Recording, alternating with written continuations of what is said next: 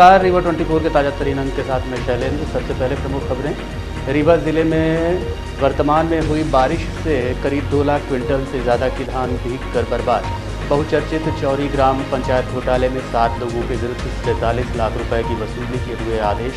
अतरैला बाजार में शराबियों का आतंक, आम जनमानस में दहशत बरकरार।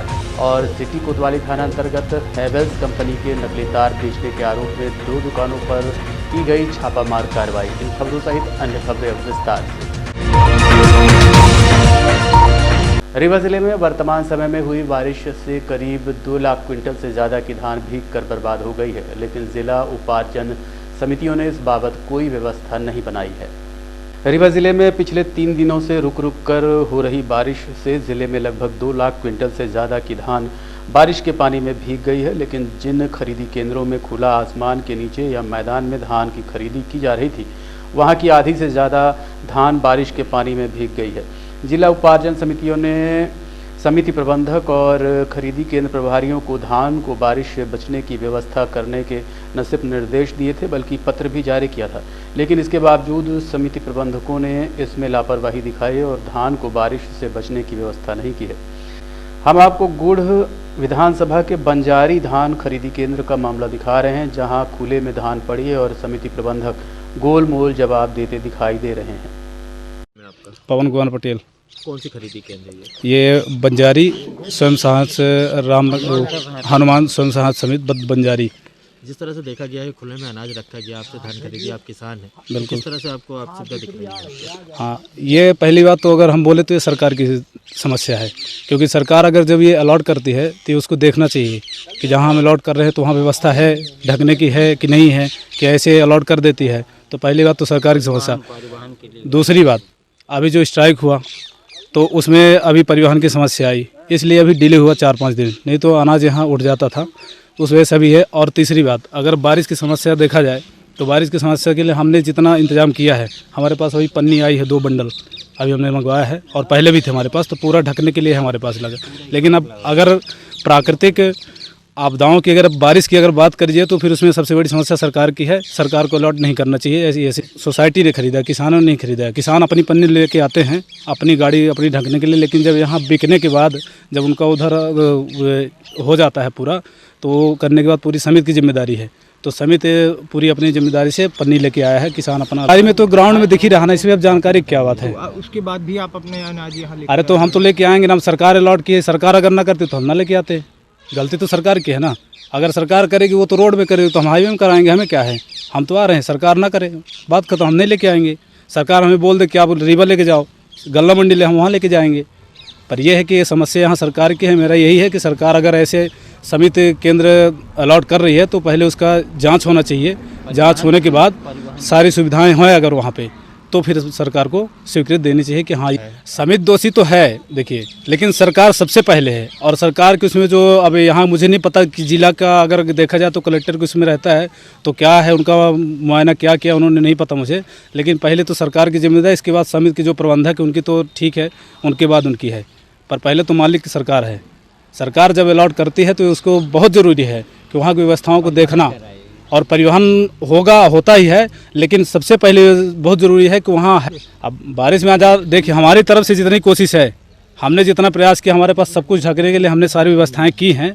अब वो अगर अब ज़्यादा जब अति से ज़्यादा बारिश होती है तो फिर वो प्राकृतिक आपदा आ जाएगी, उसमें फिर हम कुछ नहीं कर सकते, वो फिर सरकार देखी, क्योंकि हमने अपनी तरफ से पूरी सुरक्षा की है, जिसे हमें जितना हमें चाहिए, जितना यहाँ समिति प्रबंधक जी के उसमें है हित में, तो उन्होंने पूरा पन्नी सब कुछ ला के बढ़िया सारी व्यवस्था की है, जिससे ताकि धान न बीज जाए। एक भी नहीं दिख रही हम लोगों को। पन्नी है, अभी मैं बंडल दिखा देता हूँ, अभी है वो सामने रखी हुई है। क्या इतनी बड़ी जगह में 1 घंटे में क्या पूरी बिछ सकती है? नहीं, बिछ नहीं सकती, सही बोल रहे हैं, लेकिन अभी हम बिछवाएंगे। अभी ये इधर थोड़ा सी बोरी की प्रॉब्लम है, इसलिए पन्नी अभी नहीं डल रही है। जैसे ये बोरी अपना हो जाता तो पन्नी एक साइड से डलवाना चालू करेंगे, क्योंकि हमें पता है कि मौसम अलर्ट है, कल बारिश की चेतावनी दी गई है, जिले भर में, मध्य प्रदेश में भी है, तो कहीं भी हो सकती है, इसलिए हम सारी व्यवस्थाएं कर रहे हैं। और हमारे समिति प्रबंधक जी, क्या नाम है आपका? राजेश कुमार दुबे। कौन सी समिति कहलाती है ये हनुमान स्व सहायता समूह बंजारी। इस समिति में आप क्या है? हम सर्वेयर हैं। सर्वे किस तरह से करता है आप? सर्वेयर धान चेक करते हैं, धान पास करते हैं, तौलाई होती है। क्या कुछ चेक करते हैं क्या कुछ? धान में नमी की मात्रा चेक करते हैं, सिकुड़े दाने न हो, उनका परसेंटेज होता है, परसेंटेज के हिसाब में। कितना मायने रखा है आपने? नमी का जो है तो अधिकतम 14% है, वैसे हम लोग 10% रखते हैं। जिस तरह से मौसम देखे को मिल रहा है और इस तरह से आपके यहाँ पे 20,000 बोरी रखी हुई है, तो किस तरह की व्यवस्था रखी है आपने? हम पूरी व्यवस्था किए हैं, पन्नी की व्यवस्था है हमारे पास, त्रिपाल है, त्रिपाल बिछवा देंगे। लेकिन मेन समस्या अभी जो परिवहन की आई, क्या ट्रक ड्राइवरों की हड़ताल रही, जिससे क्या है कि अभी परिवहन नहीं हो पाया। और हम लोग बार बार अपने जिला प्रबंधन से बात कर रहे हैं, जिससे कि वो परिवहन के लिए गाड़ी भेजें और ये माल उठवाएँ। यहाँ उसके लिए हम लोगों ने स्टैग लगवाया है ना, ये देख रहा है जो स्टैग हम लोग जमवा के रखे हैं, इसके ऊपर तिरपाल लगवा देंगे अगर पानी गिरेगा तो। लेकिन ऐसा है कि अभी जो है तो ट्रक ड्राइवरों की हड़ताल ख़त्म हो गई है और परिवहन होगा, जल्द से जल्द परिवहन होगा, ऐसा आश्वासन नुकसान होगा है। इसमें तो अब क्या है कि मौसम होगा तो प्राकृतिक आपदा है, लेकिन अभी हड़ताल की बदौलत से, ट्रक ड्राइवरों की हड़ताल की बदौलत से परिवहन नहीं हो पाया है। तो अब हड़ताल सरकार ने तोड़वा दिया है, जिससे ट्रक ड्राइवर आएंगे और हड़ताल बंद हो जाएगी। सबसे पहली बात ये कि सर्वे हैं आप यहाँ पे, जिस तरह की हमें व्यवस्था दिखी है उस तरह की एक भी व्यवस्था नहीं दिखी है, इसमें क्या कहना है? हाँ, सारी व्यवस्थाएं हैं। यहाँ पन्नी की व्यवस्था है, अलाव की व्यवस्था है, तिरपाल की व्यवस्था है, मतलब जो एक समिति की तरफ से व्यवस्था की जाती हैं, सारी व्यवस्थाएं की गई हैं। किसानों को भी सारी सुविधाएं दी जाती हैं। और यहाँ ऐसा नहीं है कि हमारे किसान कोई बाहर खड़े हों या बसें रात में रुकें। हम लोग किसानों को एक भी रोकते नहीं हैं, तुरंत किसान आए उसकी तौलाई करवाते हैं, तौलाई करवा के उसको रवाना करवाते हैं। क्या मानते हैं समिति प्रबंधक की कहीं ना कहीं लापरवाही? अब क्या है, खरीदी का काम है तो अब खुले में तो अभी ऐसी जगह है और गोदाम स्त्री भी होता है, लेकिन मेन तो परिवहन ही होता है। अभी तक जैसे अगर हमारा परिवहन हो गया होता तो हमारे पास यहाँ 200 से 400 कुंटल गल्ला दिखता। परिवहन ना होने के कारण हम लोगों को काफ़ी समस्या हो रही है। किसकी गलती मानते हैं आप? परिवहन नहीं हो पा रही? परिवहनकर्ता की गलती है। परिवहनकर्ता ने टेंडर ले लिया, ठेका ले लिया, गाड़ी नहीं भेज रहा। राइस मिलरों ने मिलिंग के लिए धान का ठेका ले लिया, डीओ नहीं कटवा रहे हैं, डीओ नहीं भेजवा रहे हैं, हम लोगों के पास गाड़ी नहीं भेज रहे हैं। अगर मिलर्स जिनको टेंडर मिला है वो अपना डाला भेज दें, गाड़ी भेज दें, लोड करवा लें, डीओ कटवा लें, तो हम माल उनको दे देंगे, मिलर्स को देंगे। परिवहनकर्ता अगर गाड़ी भेजेंगे, परिवहनकर्ता को दे देंगे। गोदाम में हमारा जो भंडारण होगा, सुरक्षित भंडारण होगा। विंध्य क्षेत्र में कांग्रेस की इकलौती सीट सिमरिया विधानसभा क्षेत्र से विधायक अभय मिश्रा ने शोभा यात्रा निकाली है। इस यात्रा का उद्देश्य घर घर तक पहुंचकर लोगों की समस्याओं को नोट करना और उनका समाधान निकालना बताया जा रहा है। रीवा जिले के सिमरिया विधानसभा सीट से नवनिर्वाचित कांग्रेस विधायक अभय मिश्रा ने आज अपने विधानसभा क्षेत्र में शोभा यात्रा की शुरुआत की, जिसमें विधायक ने सूबे के प्रत्येक गांव पंचायतों तक पहुंचने का संकल्प लिया है, जिसके माध्यम से वो अपने क्षेत्र की तमाम समस्याओं को बारीकी से समझ सकें और जनता से उनका सीधा जुड़ाव हो सके। कांग्रेस विधायक अभय मिश्रा का मानना है कि क्षेत्र की जनता ने जिस प्रकार से उन्हें भारी समर्थन दिया है, उससे अब उनकी पहली प्राथमिकता है कि वो सिमरिया की दशा और दिशा बदलने का कार्य करें। कांग्रेस विधायक ने कहा कि पिछले 5 वर्षों में सिमरिया विधानसभा अपराध का गढ़ बन गई है, जिससे जनता परेशान है। वहीं कांग्रेस विधायक ने बीजेपी सरकार पर भी कई सवाल किए हैं। आज इतने बार ये जनता से मिलना और आभार यात्रा, ये आभार यात्रा नहीं है, ये सेवा यात्रा है। इसको गलत बोल रहे हैं आभार यात्रा, ये सेवा यात्रा है। हमें आज जनता ने, ईश्वर ने 5 साल के इस क्षेत्र का जनप्रतिनिधि नियुक्त किया है, तो मेरा दायित्व क्या है मुझे पता है, मैं अनुभवी हूँ, पहले भी रह चुका हूँ। तो जब तक मुझे मेरा प्रश्न मालूम नहीं होगा मैं उसका उत्तर क्या तैयार करूंगा। तो मैं अपने प्रश्न ढूंढने आया हूँ कि बड़े काम तो मुझे मालूम है, जो गाँव में मैंने घोषणा पत्र में जारी किया है, पर गांव के अंदर की जो छोटे छोटे काम है, जो हर आदमी की प्रॉब्लम है, उसको मैं अपनी डायरी में सूचीबद्ध करके विभागवार अलग अलग बांट करके समीक्षा करके कौन सा काम हम ग्राम पंचायत स्तर से कर सकते हैं, कौन सा विधायक से कर सकते हैं, कौन सा जिला प्रशासन के माध्यम से कर सकते हैं, किसको हम भोपाल से करा सकते हैं, किसको हम विधानसभा में प्रश्न लगा के याचिका के माध्यम से करा सकते हैं, किससे में हम शासन से मांग करके हाथ जोड़ करके मुख्यमंत्री से मिल करके अपने क्षेत्र का भला कर सकते हैं। इन सब कामों को विभाजित करके अलग अलग बांट करके शुरू किए 2 महीने में हमको अपनी लिस्टिंग तैयार कर लेनी है, और ताकि मैं साल बाई साल हर साल का एक टारगेट बना करके 5 वर्षों में अपने क्षेत्र को ऐसा कुछ कर सकूं कि जो लोगों ने हमसे उम्मीद पाली थी उसमें मैं 100% खरा उतर सकूं, यही मेरा प्रयास है। कल आपने प्रेस कॉन्फ्रेंस के दौरान एक बात बोली थी, समीक्षा बैठक में जाना था और वहाँ पे कुछ मुद्दे आपने बताए थे जिनको आपको रखना था सीएम साहब से, क्या वो बातें हुई वहाँ पर? वहां पर एसएस महोदय थे, सीएम साहब तो नहीं आए थे। हमने अपनी बातें रखी थी। हमने पूर्वापरा रेस्ट हाउस में पुलिस चौकी की मांग की थी, कुछ गायों के संबंध में भी मैंने बात की थी, नशे के बारे में भी मैंने बात की थी, लेकिन मुझे वो प्लेटफॉर्म में कोई सक्षम व्यक्ति ऐसा नहीं दिखा जो वहां पर परिणाम के लिए तुरंत हाँ कर सके। इसके बाद फिर मैं यहाँ क्या बोलते हैं, जैसे वो एक उसमें लिखा होता है ना, क्या नाम है कि पद रिक्त होने पर इसको, जैसे हमारे यहाँ सरपंच होता है, फिर उप सरपंच लिखा। मैं पंचायती राज का डॉक्टर हूँ, जनपद अध्यक्ष था, जिला पंचायत अध्यक्ष था, जहाँ उप है उसमें मात्र एक चीज लिखी हुई है कि आकस्मिक कोई कैजुअलिटी हो जाने पर, छुट्टी चले जाने पर, पद त्याग देने पर, तब तक के लिए वो प्रभार में होगा, बाकी उसको कोई अधिकार नहीं होता। सुनने में जरूर लगता है कि उप सरपंच है तो अच्छा है, तो मैं ऐसे यहाँ मैं अपनी बात क्यों रखूंगा जिसका कोई परिणाम नहीं है। हाँ, हमारे पक्ष में यह बात रही है कि अपना बहन का मूल रूप से उम्मीद रही है कि अभय मिश्रा अगर विधायक बने तो पिछले कार्यकाल में जब वो विधायक रहे हैं तो जातिवाद के राजनीति, बदला लेके राजनीति, मारपीट के राजनीति कब नहीं करी। एक ये पक्ष में बात रही। दूसरी बात ये रही है कि रुपया पैसा नहीं खाते, वो कौन ऐसा सुने को न मिला हो।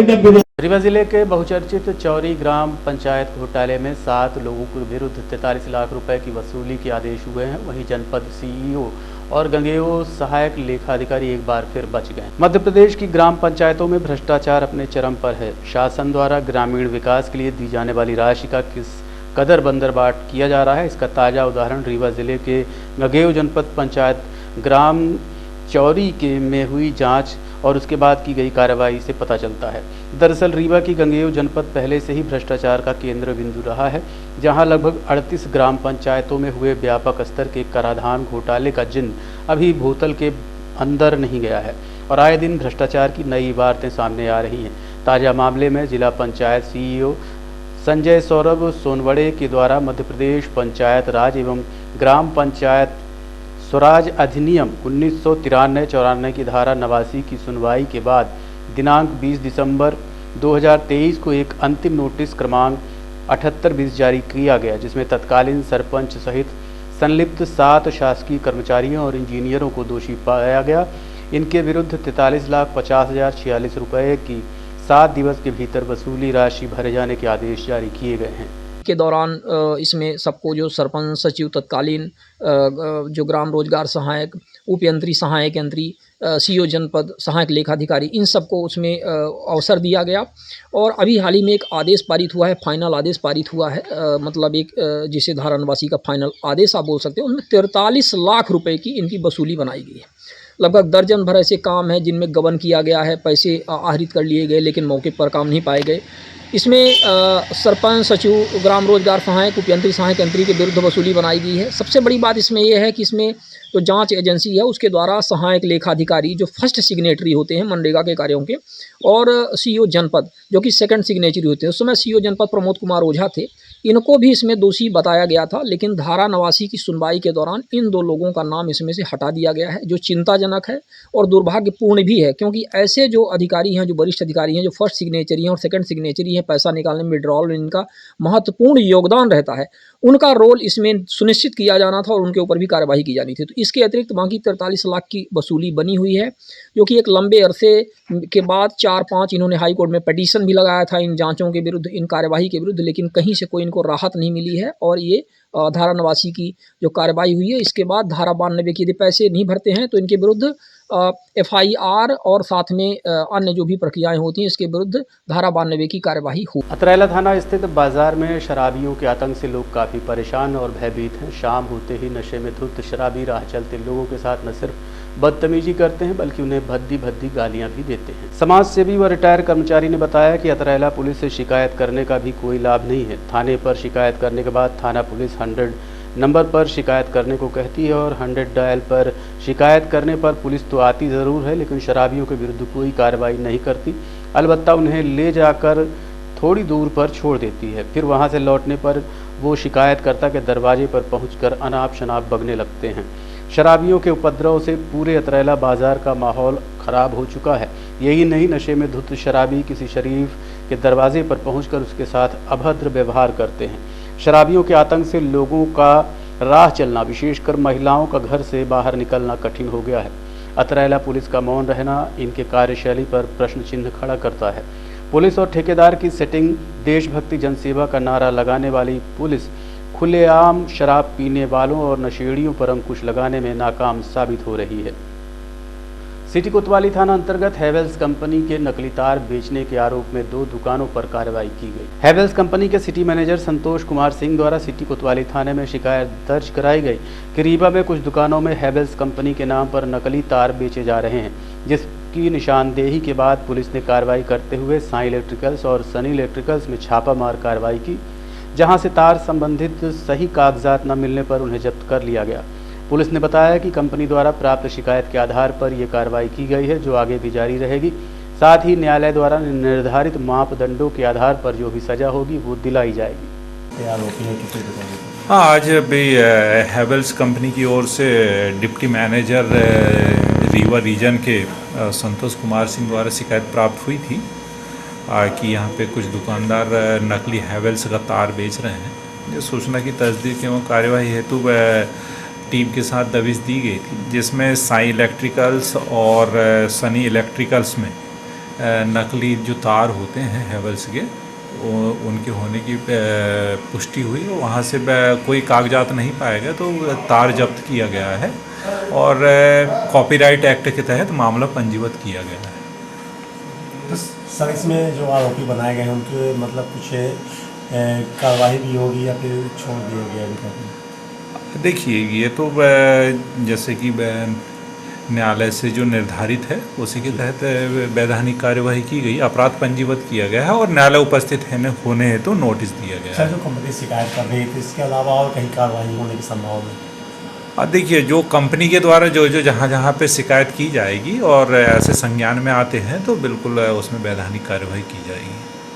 क्या पता चला कहाँ से माल नकली उठा रहे थे, डुप्लीकेट? अब प्रथम दृष्टया जो अपराध घटित होता है तो उसमें हमने मामला पंजीबद्ध कर विवेचना में दिया गया है और आगे इसमें विवेचना के दौरान जो भी तथ्य सामने आएंगे। रीवा शहर में शीघ्र ही नवनिर्मित कैंसर क्लिनिक का शुभारंभ किया जाएगा, जिससे जिले भर के लोगों को इलाज के लिए अब बाहर नहीं जाना पड़ेगा। रीवा शहर चिकित्सा के क्षेत्र में नित नए आयाम गढ़ रहा है। इसी कड़ी में कैंसर क्लिनिक का उद्घाटन आगामी 8 जनवरी को होना सुनिश्चित हुआ है। इस नवीन क्लिनिक का पूजन एवं उद्घाटन सिरमौर विधायक दिव्यराज सिंह की उपस्थिति में किया जाएगा। इस संबंध में एक पत्रकार वार्ता करते हुए डॉक्टर श्रीमती पुष्पा सिंह और सुरेंद्र सिंह ने बताया।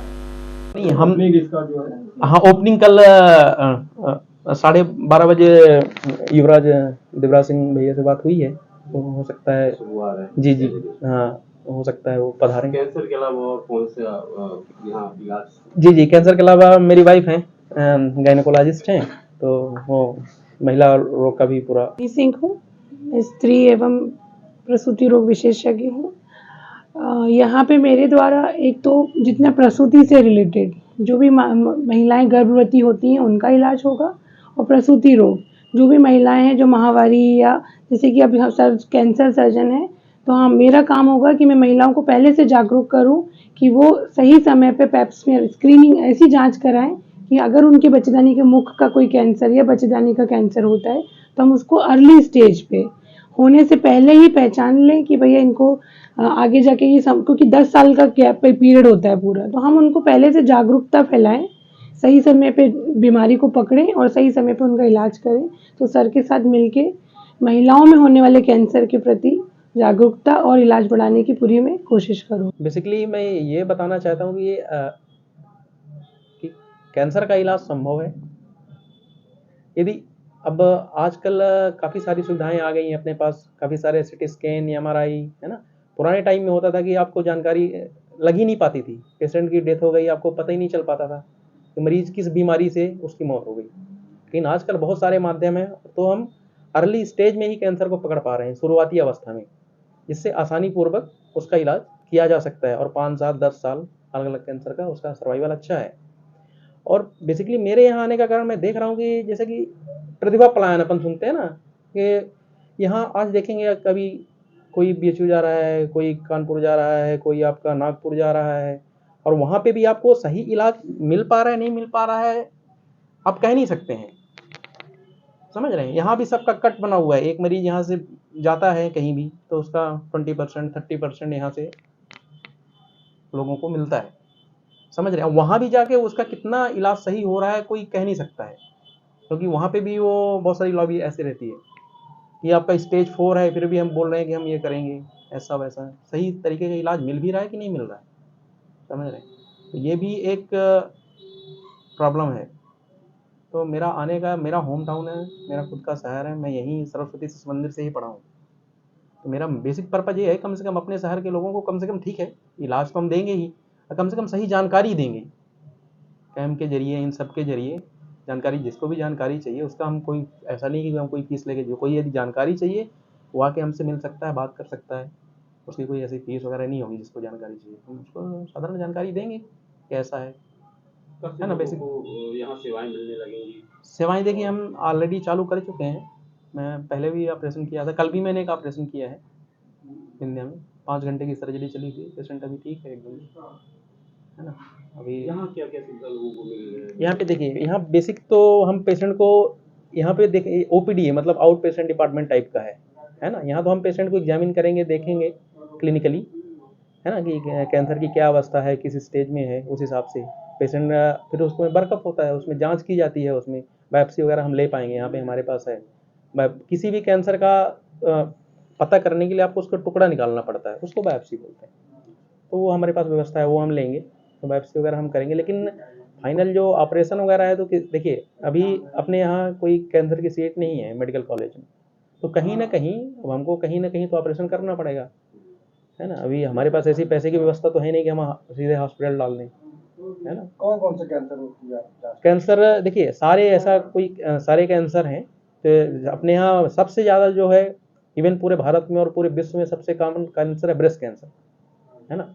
उसी के पेशेंट आपको सबसे ज़्यादा मिल, फिर मुख रोग का कैंसर, जिसका मैंने कल ही ऑपरेशन किया है अभी, है ना। वो हिंदुस्तान में, भारत में सबसे ज़्यादा पुरुषों में पाया जाने वाला कैंसर है, ये मोस्ट कॉमन है। बाकी गर्भाशय का है, बच्चेदानी के मुंह का है, और भी है, प्रोस्टेट है, सारे बहुत सारे कैंसर है, सबका इलाज कर लेते हैं। ऐसा ही आहार नाल का है, पेट में बहुत सारे होते हैं, पित्ताशय की थैली हो गई, पैंक्रियाज हो गया, अग्नाशय बोलते हैं जिसको, तो सारे कैंसरों का इलाज होगा। देखते रहिए Rewa 24 news city cable network. मिलते हैं इस छोटे से ब्रेक के बाद। हड्डी जोड़ एवं रीढ़ रोग तथा स्त्री रोग एवं प्रसूति रोग का इलाज एक ही छत के नीचे। विघ्नहर्ता hospital and trauma centre, hotel landmark के पास, रतहरा, रीवा। डॉक्टर संतोष सोनी, पूर्व चिकित्सक, बॉम्बे हॉस्पिटल, मुंबई। हड्डी जोड़ एवं रीढ़ रोग विशेषज्ञ, छोटे चीरे एवं दूरबीन विधि द्वारा हाथ तथा पैर की हड्डियों का ऑपरेशन। गठियाबात, जटिल एवं बिगड़े हुए फ्रैक्चर का बेहतर इलाज करते हैं डॉक्टर संतोष सोनी। विघ्नहर्ता हॉस्पिटल ट्रॉमा सेंटर में ही स्त्री एवं प्रसूत रोग विशेषज्ञ डॉक्टर शैलजा सोनी भी उपलब्ध हैं, जिनकी देखरेख में नॉर्मल डिलीवरी, सिजेरियन ऑपरेशन एवं बच्चेदानी से संबंधित ऑपरेशन की बेहतर सुविधा। संतानहीन दंपत्ति तत्काल संपर्क करें। विघ्नहर्ता hospital and trauma centre, hotel landmark के पास, रतहरा, रीवा। सुविधाजनक एवं सफल इलाज हेतु आज ही संपर्क करें। विघ्नहर्ता hospital and trauma centre, hotel landmark के पास, रतहरा, रीवा। मोबाइल नंबर 7828781983 अथवा 8462956774 पर।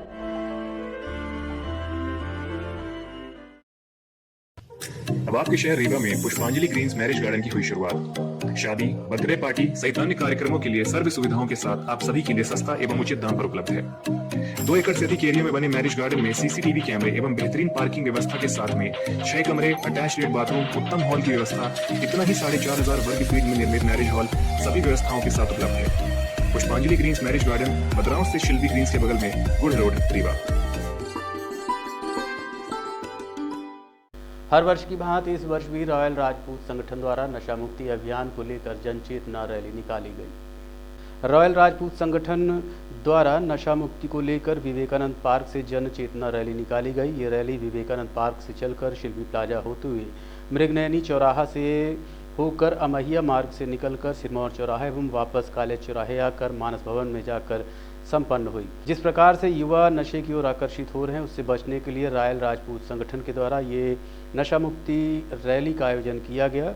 उसके बाद मानस भवन में जिला स्तर, तहसील स्तर और ब्लॉक स्तर में नवनियुक्त पदाधिकारियों का सदस्यता एवं मेधावी लोगों का सम्मान समारोह किया गया। आज हर वर्ष की बात, इस वर्ष भी हम लोग नशा मुक्ति जन चेतना रैली और नवनियुक्त पदाधिकारियों के आभार यात्रा के तौर पर ये यात्रा हर वर्ष निकालते हैं, जो इस वर्ष भी निकाली जा रही है। इस यात्रा का मूल उद्देश्य है आज की जो युवा पीढ़ी नशे की लत में फंस के सब अनाप शनाप काम कर रहे हैं, अपने लक्ष्य से भटक रहे हैं, तो ये यात्रा निकालकर हम लोग सब युवा वरिष्ठ सबको एक तरह से जागरूक भी करते हैं कि भाई आप नशे से मुक्त रहो, क्योंकि नशा ये एक ऐसी जड़ है जो दीमक की तरह हमारे युवा पीढ़ी को खोखला कर रही है।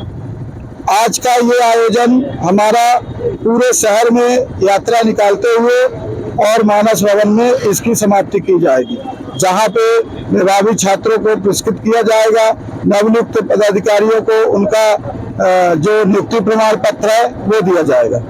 रेल यात्री सुरक्षा सप्ताह का आज समापन हुआ। इस दौरान मेडिकल कैंप का आयोजन किया गया। जीआरपी पुलिस द्वारा अपनी स्थापना दिवस के अवसर पर शुरू किए गए यात्री सुरक्षा सप्ताह का आज समापन हुआ। 1 जनवरी को जीआरपी का स्थापना दिवस समारोह मनाया गया था। उसी दिन से यात्री सुरक्षा सप्ताह का शुभारंभ किया गया था। सप्ताह के दौरान महिलाओं, बुजुर्गों सहित ट्रेन में यात्रा करने वाले अन्य यात्रियों को आपराधिक घटनाओं से बचने के लिए जागरूक किया गया। आज रेलवे स्टेशन में स्थित जीआरपी थाने में समापन अवसर पर कार्यक्रम का आयोजन किया गया। कार्यक्रम में सभी रेल पुलिस कर्मियों सहित अन्य यात्रियों का स्वास्थ्य परीक्षण किया गया और उनको स्वास्थ्य से जुड़ी जानकारियां दी गई। इसमें कुछ कार्यक्रम चल रहे हैं, तो हमारे वरिष्ठ अधिकारियों द्वारा भोपाल में प्रारंभ किया गया था। इसके बाद में थाना स्तर में पूरे डिवीज़न में किया गया है। तो हमारे 3 डिवीज़न हैं, जबलपुर, भोपाल, इंदौर, सभी जगह हर थाना हर चौकियों में कार्यक्रम चल रहा है। इसी के तहत हमारा इसमें रखा गया है यात्री सुरक्षा सप्ताह। तो प्रत्येक दिन का कार्यक्रम अलग अलग दिन के हिसाब से रखा गया है। तो आज हमारे जो रेल रक्षा समिति के सदस्य हैं और रेलवे के प्राइवेट सफाई कर्मचारी हैं, रेलवे कर्मचारी हैं, उनके स्वास्थ्य परीक्षण का कार्यक्रम यहाँ थाना स्तर पे रखा गया था। डॉक्टर साहब आए थे और सभी ने अपना स्वास्थ्य परीक्षण कराया है। किसी का बीपी कुछ ज़्यादा बढ़ा है, उसमें निर्देश दिए हैं डॉक्टर साहब ने। उसी के शुभारंभ आज यहाँ किया गया है और वो कार्यक्रम अभी। आज के अंक में इतना ही। देखते रहिए रीवा 24 न्यूज़। नमस्कार। Pentium point group of institutions, a key to success. जी हाँ, Pentium point group of institutions, जहाँ पर आपको मिलते हैं BA LLB 5 year full time programme, LLB 3 year full time programme bar council of India से मान्यता प्राप्त हैं। MBA के 2 year full time programme AICTE new Delhi से मान्यता प्राप्त हैं। Pentium point college of pharmacy T pharma 2 year full time programme PCI New Delhi द्वारा मान्यता प्राप्त। पेंटियम पॉइंट टेक्निकल कॉलेज में स्नातक व स्नातकोत्तर के सभी पाठ्यक्रम संचालित हैं, जिनमें प्रवेश प्रारंभ है। हमारा कॉलेज कोड है P500। याद रखिए, सामान्य वर्ग BPL कार्ड धारकों को शिक्षण शुल्क में छूट व SC ST OBC छात्रों को मध्य प्रदेश शासन के नियमानुसार छात्रवृत्ति। आप संपर्क कर सकते हैं हमारे हेड ऑफिस में, जो है हेडगेवार नगर रेडियो कॉलोनी के सामने रीवा, और कॉलेज कैंपस में, जो है करहिया सिमरिया रोड और हरदी सिमरिया रोड रीवा में। अधिक जानकारी के लिए हमारे फोन नंबर पर संपर्क कर सकते हैं। हमारा फोन नंबर है 07662438035। मोबाइल नंबर पर भी संपर्क किया जा सकता है, जो है 9993208439।